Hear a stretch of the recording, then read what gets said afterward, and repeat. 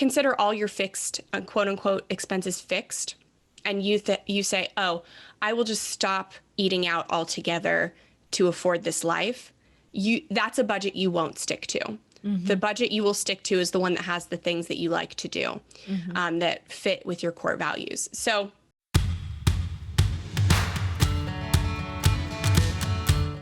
hey, sweet mama. Welcome back to another episode of Mom in Process. I'm your host and creator, Amy Cawthorn. And today I'm so excited to introduce you to this incredible guest. I have with me Jen Smith of Frugal Friends. It's a partnership. So there's Jen and Jill. Today I have Jen with me and we talk about frugality. We talk about the difference between frugal and being cheap. We talk about frugality in motherhood and what that looks like from a budgeting standpoint, how we start budgeting, the importance of budgeting, what this looks like for us as stay-at-home moms who don't really have an income. Do we still have, and should we still have a say in the budget? Should we still have a say in our finances? What brings us joy? Is it shopping? Is it saving? Is it minimalism? How do all of these topics and all of these conversations fall into place in our individual lives? So grab a cozy beverage, probably a pen and paper, because you're going to want to take some notes on what Jen has to say. She is an absolute wealth of information. They have been running the Frugal Friends podcast for 4 years now. They just celebrated their 4th anniversary, and they have just completely changed the topics around this conversation, especially for women, especially in terms of budgeting and the mindset that we have behind budgeting. So, like I said, grab a cozy beverage, probably a pen and paper, and join me in this conversational journey with Jen. Hi, Jen. Thank you so much for coming onto the show today. I'm really excited to dive into this topic in this conversation. yeah, thank you so much for having me. Absolutely. We don't have Jill, unfortunately. We have you, which I'm sad, but also super excited about. She is, she's the other half, but she makes everything 10 times better. So you will do with just me today, but hopefully I can impart some goodness, a portion of the goodness. Oh my gosh, you're amazing. You're going to be wonderful. Absolutely. We will have Jill on a different time, I guess.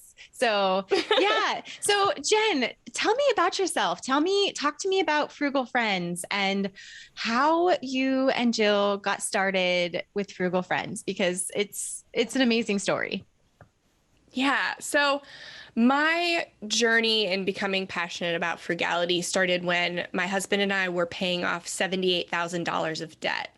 And I really thought I could side hustle my way out of it. I had no kids at the time. I had a part-time job. And I thought, okay, I'll just get several other jobs and together we can pay off this debt before we have kids. And 2 months into that plan, I got shingles from the stress of overworking. Yeah. And realized, okay, I'm going to not be able to work as much. So I'm going to have to pay attention to my spending as well. And I thought I was already good at spending. Like I was buying generic brands at the grocery store and I shopped at Target instead of Macy's. So I was like, where else can I cut? And that is what led me on this journey to learn that frugality is not buying the cheapest of everything, but it's knowing why you spend. It's spending intentionally, and buying less of what you don't need and don't want, and really spending without guilt on the things that you value. And so that journey didn't lead me to Jill. My journey to Jill was that I met her husband now 13 years ago at a party one night in San Diego and never spoke to him again. But then they just found themselves in St. Petersburg one day. And on a whim, they were like, is anybody in St. Pete that we know? And I was like, well, I don't know if you really know me, but you can hang out with like our friends if you're not doing anything. And that's how Jill and I met. And we bonded over this shared like journey that we were experiencing, learning frugality and paying off debt. And Jill's naturally frugal. So we come to this appreciation of mindful spending and intentional living. We come to the same place, but like from different journeys. And so we've just had like a really good relationship bonding over that. And then for the past 4 years, through Frugal Friends, kind of sharing that with other people. I love that story. So I want to back up a little bit on that. So you said Jill comes by this naturally, whereas yours was maybe much more intentional and you've had to really work at that. Where does that come from? Does that come from your upbringing and your personal spending habits? It was not something that I even realized until we were actually recording the podcast, like several years in. I really thought as like a middle class American that I was a, I bought cheap things and that's just how we were. But I was learning that just because you buy everything cheap doesn't mean A, you're getting the best deal, or B, that you're saving money. Because when you buy something you don't need, you waste 100% of the dollars you spent on it.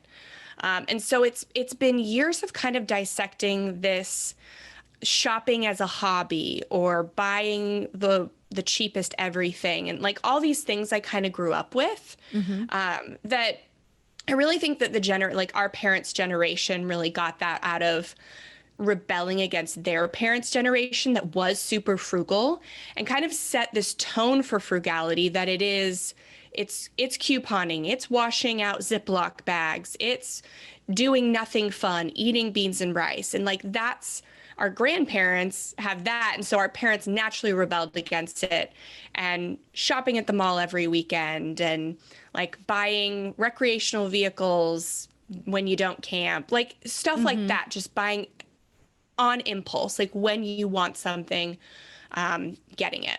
And so it's coming, like trying to figure out how can I like deny myself, but still feel like I'm fulfilling myself. And I realize I'm not denying myself. I'm denying all the things that like society and the American dream is telling me that I want, but I may not actually want, and separating those things so that I can design a life and frugality that I practice out of joy instead of out of like financial obligation. Okay. That's so interesting to me. So this concept of cheap versus frugal, can you define that a little bit more? Can you dive into that a little bit more? Because you've used that as an example a couple of times, like cheap versus frugal, or I bought cheap things and so I thought I was frugal. Can you unpack that a little bit more for me? Yeah, absolutely. In the long run, cheap wastes money. So cheap takes advantage of people, takes advantage of resources. It's, the low quality stuff that's not going to last long, or the stuff made by forced labor or cheap labor, underpaid labor. It's stuff like that. So frugal does not take advantage of people or materials. It may not be the most convenient, but it is not inconvenient or wasteful. So maybe we spend more upfront to get something better quality that will last longer, but we won't have to replace as often and won't end up in a landfill. Or maybe we choose to save our time by hiring somebody to clean our house, and we pay them a fair wage, because time is our actually only finite resource. Yes. Time is the only resource that you cannot make more of. And so it's balancing those things. But there are so many things that we view frugality as being a good steward of resources. So that's money, time, physical space, and all of your resources. Okay. And so like a lot of it's, buying secondhand, that's less expensive, and being a good steward of natural resources. So there's so many things that go hand in hand when you view frugality as just stewarding finite or limited resources better. I love that. So I have a personal example, and you can let me know if I'm like on target with this or if I could maybe do a little bit better. But for the longest time, and I've shared this in the podcast, I hate shopping, clothes shopping. I Hmm. am so terrible at it. Now I love it when I have the money to go do it and I can just spend, which is like never, right? I mean, I just, as a stay-at-home mom, I rarely have the extra income to just go do that. So what I end up doing is before I would go to a cheap, we'll call it cheap store, and I would buy a shopping cart full of clothes because I haven't purchased anything for myself in 12 months. And I would load up with all of these like cheap clothes that sort of fit me and that I thought would make me feel good. And then I'd come home and I'd actually be in them and realize this doesn't fit me right. This has a string hanging off. This had a hole in it, right? And these were new clothes, new clothes. And to maybe my grandmother, they wouldn't be cheap, but in the context of what we live in today, cheap. And Hmm. so I stopped doing that and I switched to a paid membership where and Stitch Fix. And this is not a plug. I don't get paid for it, but I switched to Stitch Fix because it forced me to measure myself, take all of my sizes. And now I have every other month a box of clothes, a couple of outfits that come right to my door. So it's like hitting the minimal items tab that I want to check off my box, because then I get rid of things as they come in or donate them. I don't just get rid of them. I donate them or I give them to somebody and they fit me right. They're in my style and I feel really good in them. And I'm spending a little bit more for quality clothes that I can actually pass on to people and get loved and used again, instead of like, well, I wore that one out and now it looks like garbage or whatever. So that's been just like one example of a shift Hmm. that I've made. Is that in line with what you're kind of talking about? Yeah, especially for people that do have that habit of kind of like binge shopping. I know Mm-hmm. I've been guilty of it. I also hate clothes shopping, but sometimes it just gets to that point where I'm like, okay, I need like new stuff. Yeah. Yeah, I've done the same thing. And yeah, it can be definitely, if that is something that you value, is having, a few times a year, just having some fresh stuff in your wardrobe, then that's definitely better than buying all this fast fashion stuff that will end up in a landfill that you can't give or donate, because that's also something that you have to think about. Like, everything in your home should have an exit strategy, whether Mm-hmm. it's through you or through somewhere else. And Mm-hmm. so if you can ideally sell it, but if it's good enough quality but not sellable, give it away. Mm-hmm. So everything should have an exit strategy. But really cheaply made stuff, its exit strategy is inevitably the garbage. Right. So yeah, we definitely like see something like that as a good use of spending for if you value that. Yeah. Okay. So I want to unpack this idea really quick. So, most of my audience, like you and I chatted about, are stay at home moms. So, it's an interesting concept or an interesting conversation for us to have around frugality and spending and budgeting and what to do with our money when so many of us, myself included, don't have an income. Or Mhm. if we do have an income, it's like a secondary source of a side income or something that isn't our primary role. So where do we start with that? And maybe I need to unpack this even further and say, for the moms that are interested in becoming the full-time mom, stepping away from a paid career, where do they start? I get this question a lot. Like, I can't afford to stay home. And it's so hard to answer that question via Instagram because there's so much more that goes on in their personal lives and with Mhm. their personal values, that it's like we would need to sit down and look at a budget. Like, we need to sit down and look at your spending. Is it really that you can't afford to stay home? Or could you downgrade your car? Could you sell the RV? The things that you're not using. But it's so hard for me to have that conversation. So Mhm. what are your thoughts on that, Jen?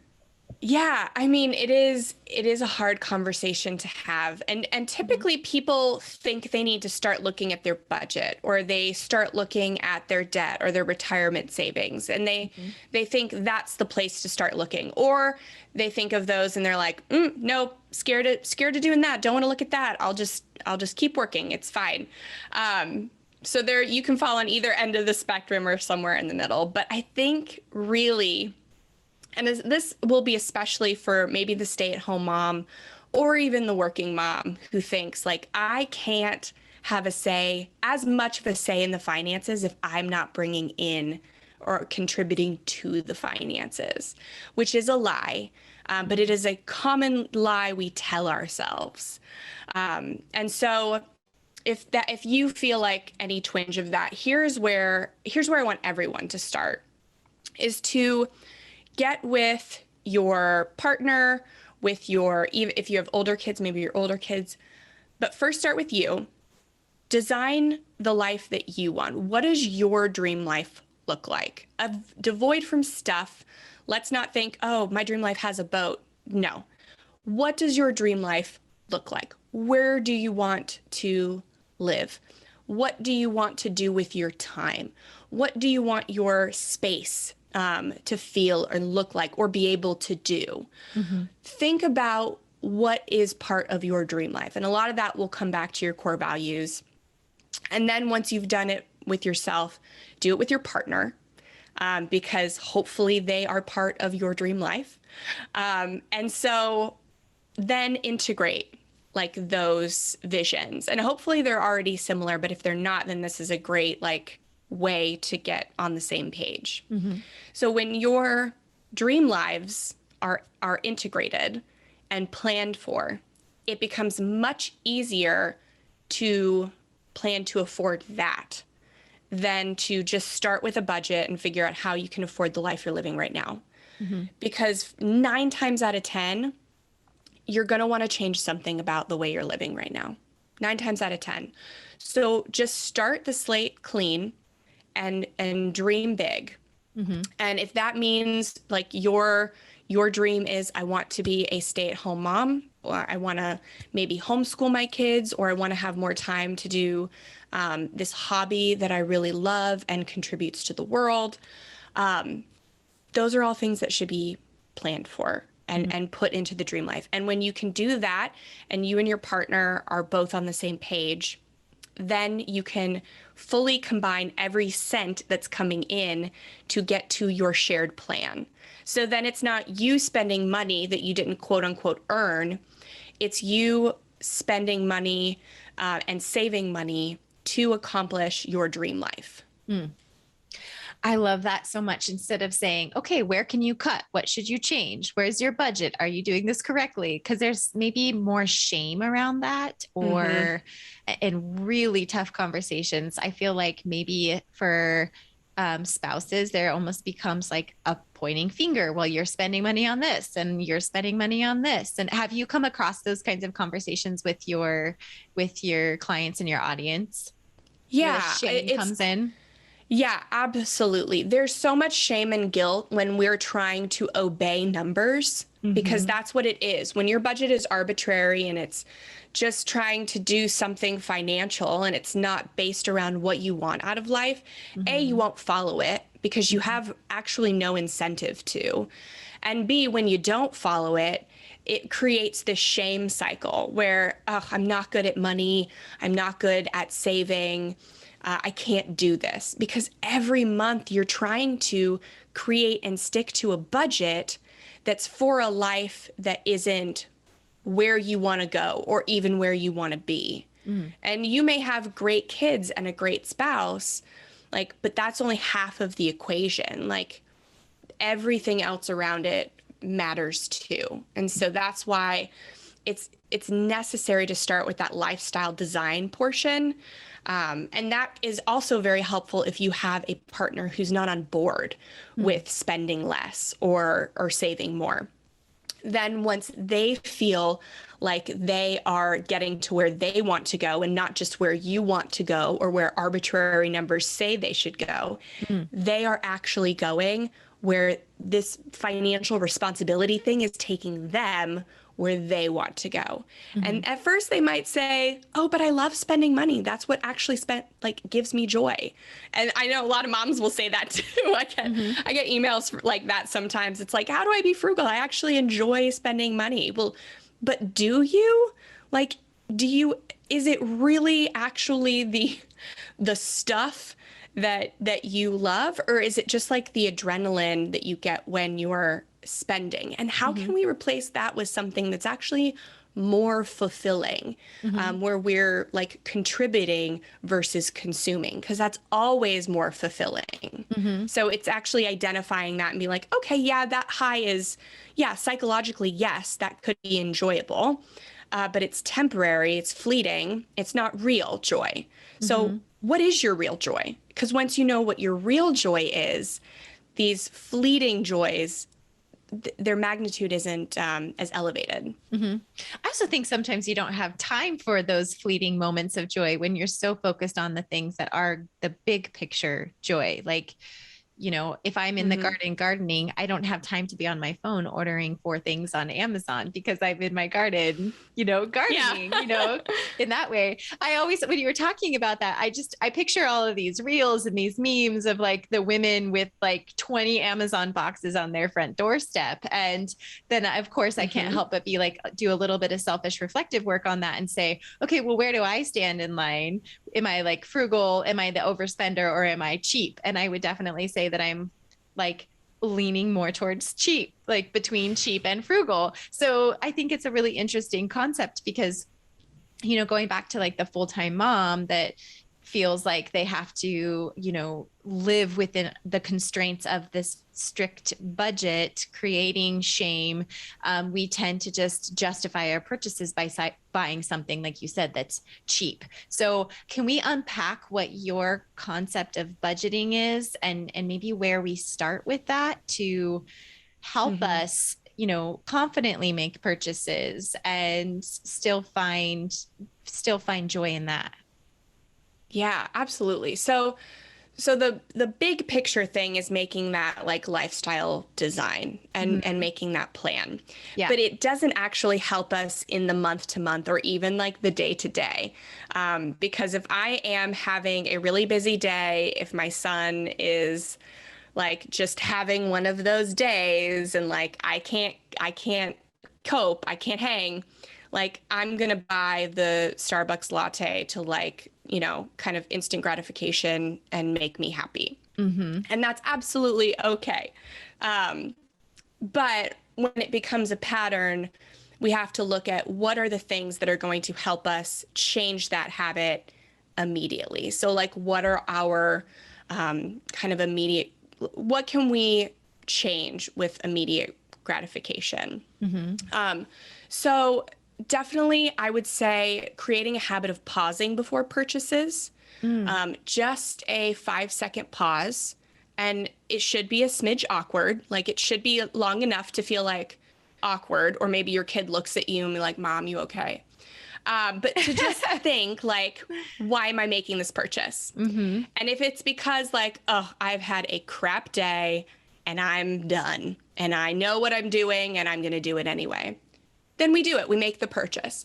But if it's, if we say, okay, I'm doing this for this reason, what's an alternative that can serve me that doesn't cost money? Well, how can I treat myself in instant gratification that doesn't cost money? Mm. And if you can identify an alternative, then we can put back the purchase and we can stick with, the budget we've designed. So Mm-hmm. it's a balance of doing both. And the longer you do it, the more you get to that, okay, I can put it back because I know like how I can treat myself for free.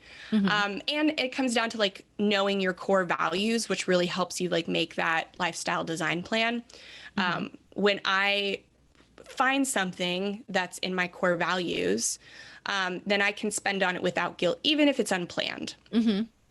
But if it's outside of my core values, then I can easily say no. Mm-hmm. And I've developed boundaries that even when it's an awkward no, I can still say no confidently. Mm-hmm. What do you think are some of the biggest things that we spend money on that are wasteful? Or I don't know if I want to say waste money on, because that's really hard. It depends on like what you said, what your core values Mm-hmm. are. Like some people, their Yeah. core value will be getting that Starbucks latte, but I just feel like 9 times out of 10 it does become just more of a purchase focused around habit. So what do you think are some of the, or what have you experienced to be some things that we are just like totally wasting our money on. Or Yeah, we should check ourselves before saying yes to that purchase. Yeah. So it is different for every person, but like there are things that are going to be wasteful for you and there are things that are going to be wasteful for me, and they may not be the same. But you can identify what's wasteful for you by looking back at your transactions. I usually say over a 90-day period, look at what you've been spending money on, and it's going to be a little higher if you've done this in the past and you know the numbers. It's going to be a little higher now than it used to be. Inflation is a real thing. So don't be worried about that. But just look at your transactions and see what you're spending money on. And then I like to just copy and paste everything into a Google spreadsheet. And then I go and like, I'll alphabetize it so I can see the same, so if there's Walmart, I do Walmart pickup for my groceries. So once I alphabetize everything, all the Walmarts are together. So I can see how many Walmart transactions there are. Or Publix is my other go-to grocery store, but I only go if it's like I forgot something and I had to make a quick trip. And so those are the ones I have to pay attention to. I can see all my Publix transactions next to each other. And I'm like, ooh, how often am I going to Publix? How can I change this? How can I plan better? Am I not getting cereal because I don't want my husband to eat so much cereal, but then he's going to Publix every week and getting cereal and donuts every time? Maybe I need to bite the bullet and get the cereal in my regular meal plan so that I can buy less of it and actually save money, even though like my husband's eating sugary cereal, much to my chagrin. So it's doing stuff like that. And that's kind of once you list out all of your transactions, you can prioritize them and put your like most important non-negotiables up top all the way down to like impulse and regret buys at the very bottom. And you can, there's this like really good saying that a lot of people say, but you can afford anything, but not everything. And I love, there's a great podcast called Afford Anything, and it's kind of based on that. And I love the phrase, I've kind of retooled it, is you can love anything, but you can't love everything. There's going to be, you can prioritize all of your expenses into a list. Not all of your spending is the same. So then just like go from the bottom up and start taking away things that you don't love as much so that you can afford the things higher on the list. So this 90 days, I love this suggestion, by the way, and I can't wait to dive into this with my husband. But at the end of this 90 days, how often then do you reevaluate it? How often do you have like a quote budget meeting? So something like intense like that, like going through a 90-day expense dive, I mean, once a year, honestly, or even like if you feel like things have really gotten out of control, like when so many things are out of our control as moms, money is something that we can kind of control. It can kind of like help bring you back down. So if you're in a season where a lot of things are out of control and you need something to control, by all means do something like this and start to kind of focus your energy on this while you're trying to sort out all of the other stuff that's going on. Don't use it as an excuse to not deal with that stuff, but it can help kind of like take your mind off of some of it. So but I would say maybe once a year. Once a year. Yeah. So when you start to build a budget, where do you think people should start then? I mean, we've talked about, I love your suggestion on like evaluating what your spending is right now or what you've done within the last 90 days. And then what would be like your next step? Yeah. So definitely, I think everything is negotiable. Nothing is, they say like you've got fixed expenses and variable expenses, and I think every expense is variable.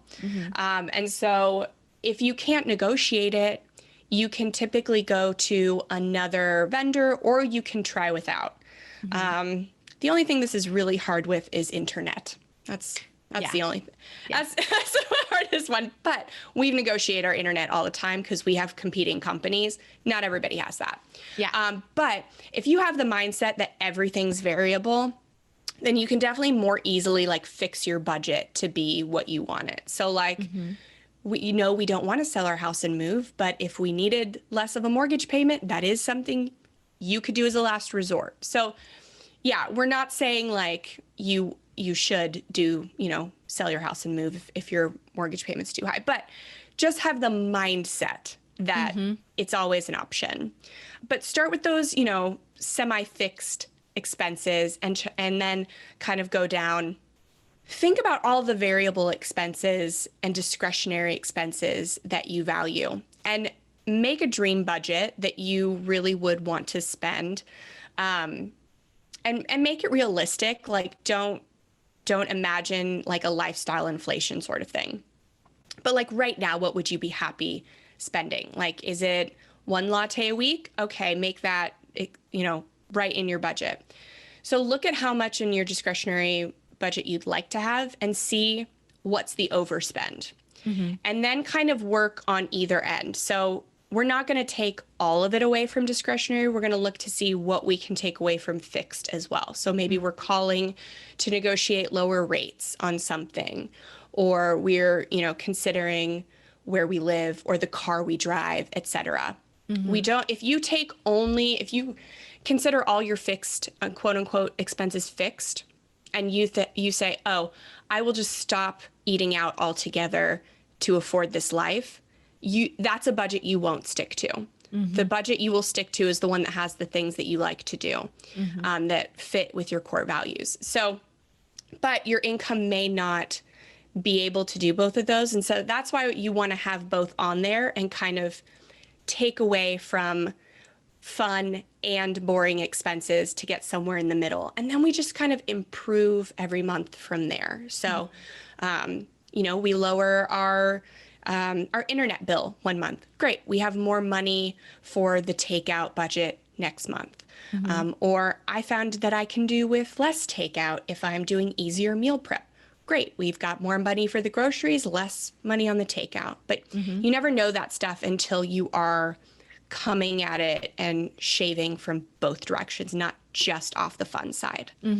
Okay. That makes so much sense to me. So one of the things that was coming up for me when you were explaining all of this is, yeah, I'm thinking, okay, I can cut back on a latte or whatever from an adult standpoint, but then you add motherhood into it and you add children into it and the pressure to give your kids this abundant, rich, beautiful life. And so how do you have the mindset or even just like the verbal conversation of, no, we're not having this, but then getting it through to them as to the real reasons why in this big picture? I mean, and I know that's a big concept. I don't know if we can even unpack all of that in this podcast, but that's almost something that I feel moms have fear around, of not being able to buy the nicest birthday gift for the other child's birthday party, or, and this image that we want the children to have. And we're homeschoolers. So like my kids don't need the nicest clothes anymore, or like, like the branded clothes, the Peppa Pig thing or whatever Disney has out. Like that's not important to them anymore because they're home.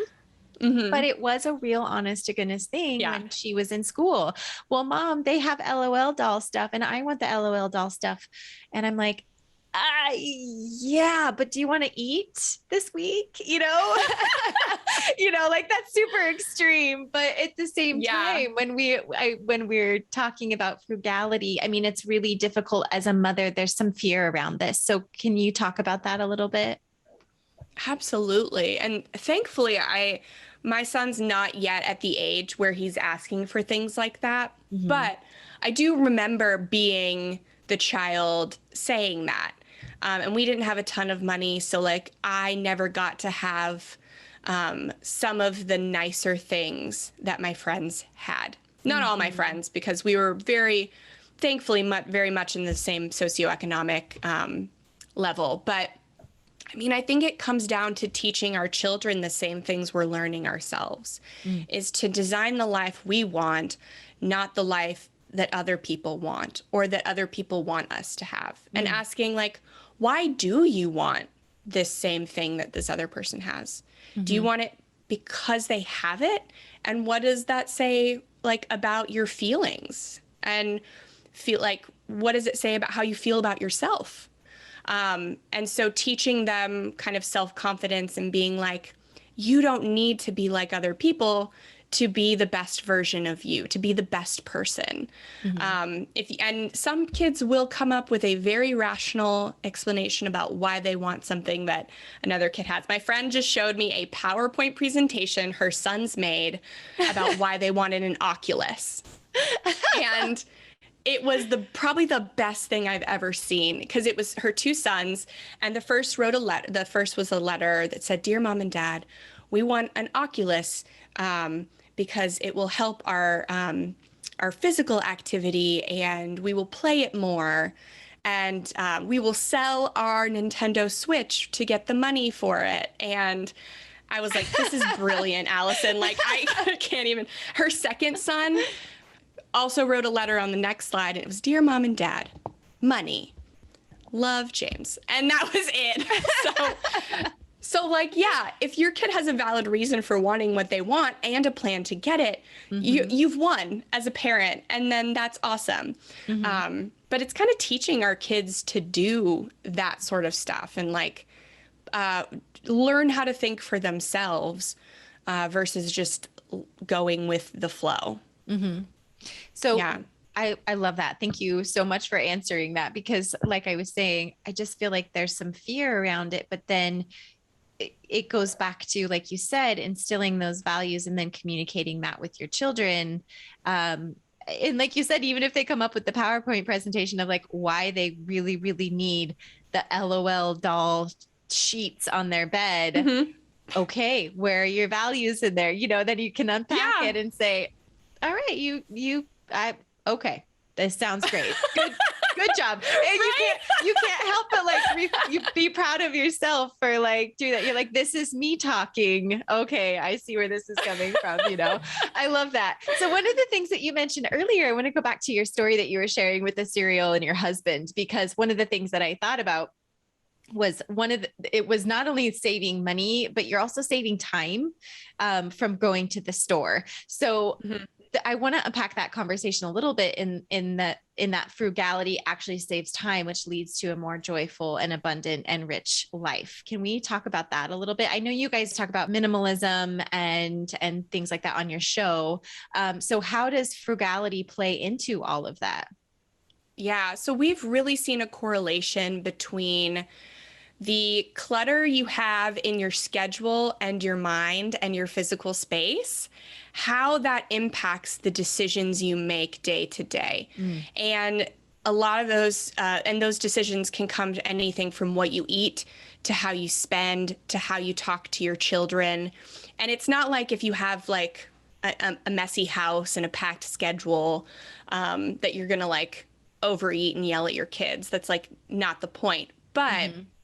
I know, at least for myself, when my space is like minimal and clean and my schedule has space to rest, and I'm getting the things done that I know need to get done, then I am able to make better decisions everywhere. Mm-hmm. And so that's why we're such big proponents of minimalism, because if the less you buy, the less money you spend, but these like psychological benefits as well. Yeah. Yeah, I have found that on a personal level also, and that clutter for me is is more than just clutter in my home, but that does become something that catches up with me, clutter in my home also. And I find myself not wanting to face the clutter in my home.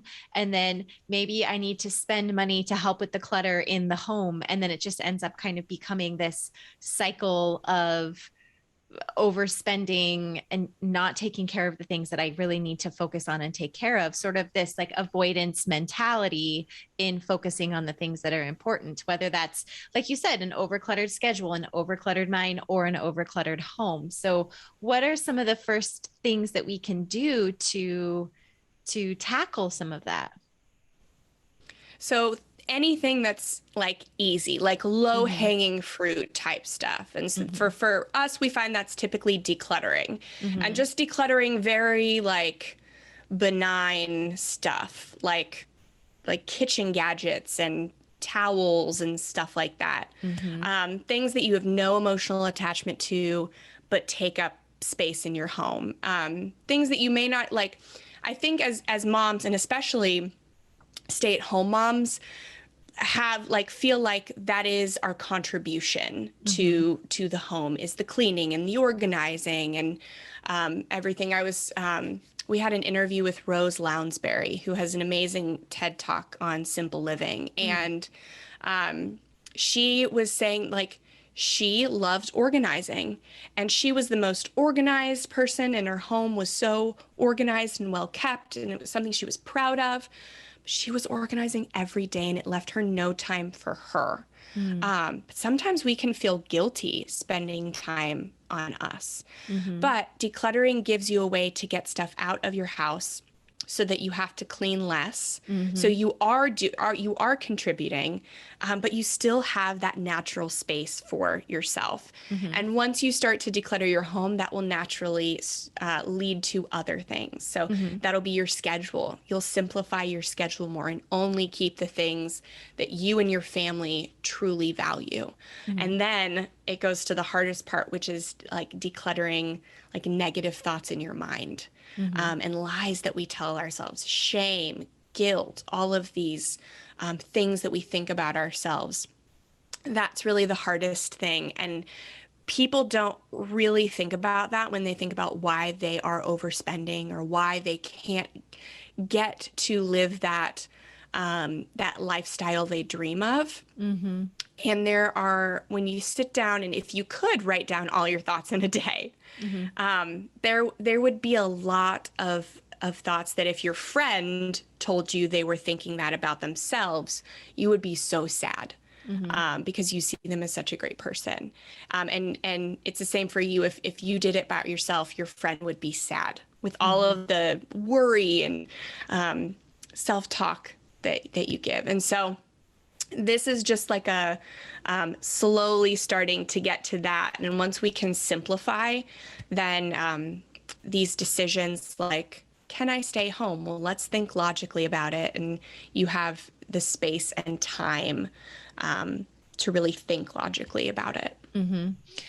I love that. So we have decluttered and decluttered and decluttered. I feel like it's something that has just never and will never end. We have 3 children and plus Brad and I. And so things are coming into the house and we try and limit what comes in. And then, you know, if something comes in, something must come out. You know, it doesn't always work that way, which is why at some point things start to build up and then we have to go in and we have to declutter this cabinet. Okay, it's time to go through the medicine cabinet.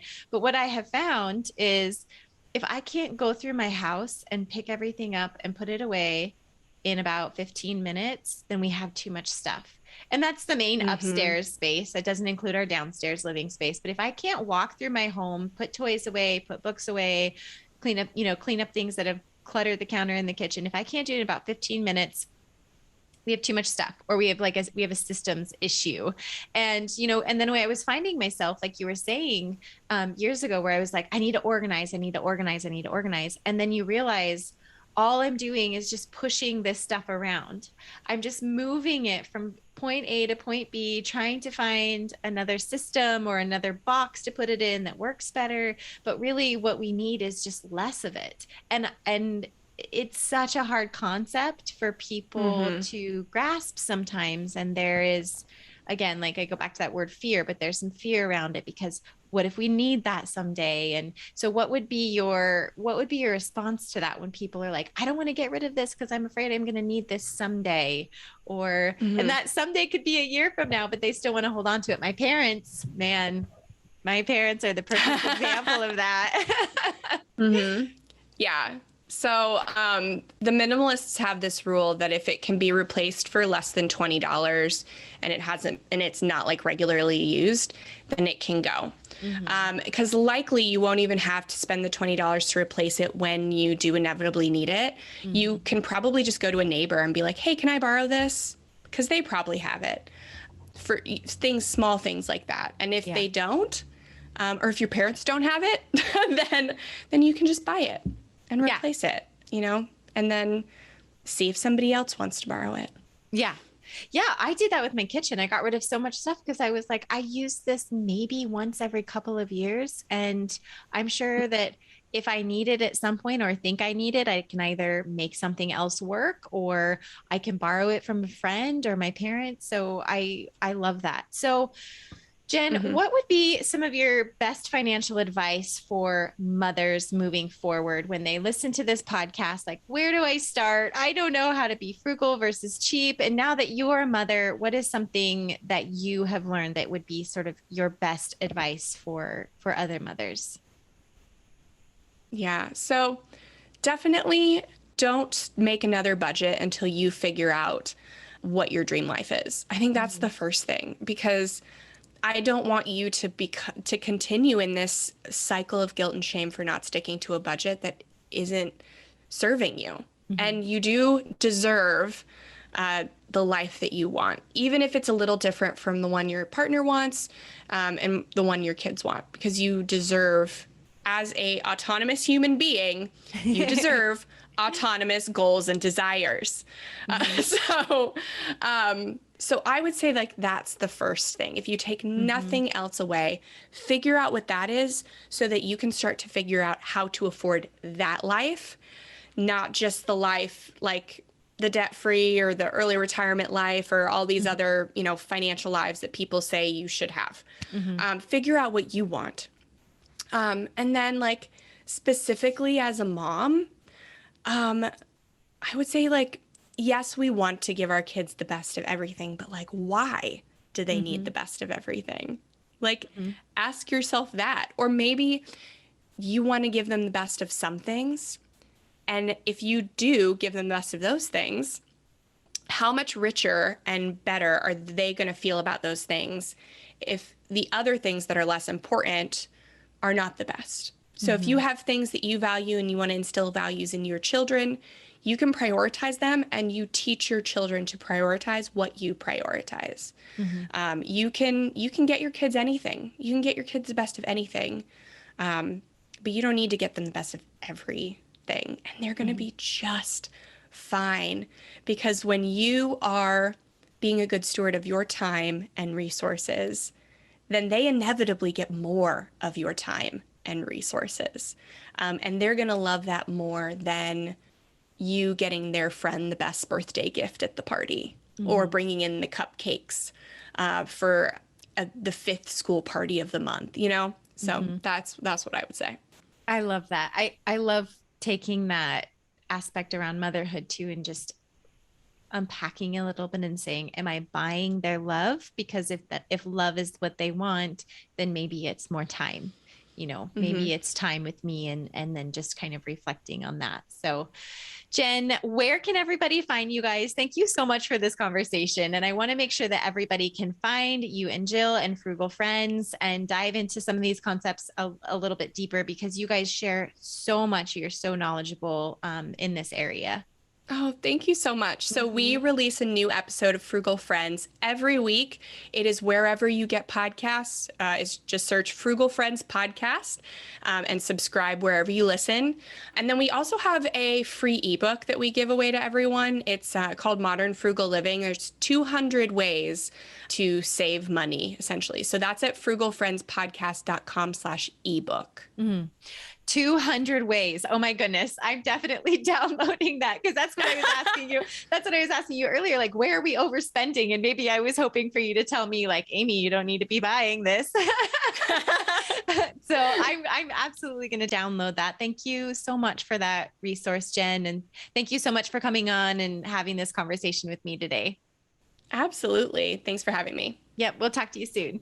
Hey, sweet mama. Thank you so much for listening to this conversational journey with Jen and I. I absolutely loved diving into these topics. And as you could tell, I had dozens of questions for her. We just scratched the surface on some of these very big topics. So if you would like to learn more about some of the things that we were talking about, I highly encourage you to go check out the Frugal Friends podcast. They've had this podcast for 4 years, you guys, and they have just done such an incredible job. There is so much information out there for you. They come out with new episodes every Friday. So I encourage you to just subscribe to their podcast so you don't miss new episodes. Again, Jen and Jill, they're doing incredible work. And I can't thank Jen enough for taking time out of her day to come on and share a little bit of that wealth and that knowledge with us here in this community. I wanted to also make sure that you guys know of another opportunity available to you to dive into the concept of why we spend. So Jen told me about a free virtual summit that they will be hosting in June from the 27th to the 30th. So it's a 4-day free virtual summit. You can find out more about that summit at frugallivingsummit.com. Again, that's frugallivingsummit.com. I will put their podcast as well as the link to the summit in the show notes below. I highly encourage you to go check them out, follow them on Instagram, and use them as your resource for all of your budgeting conversations, all of your spending conversations, and interests in how to do better so we can all live this rich, abundant life. So thank you so much for listening today, sweet mama. I look forward to talking to you all again very soon.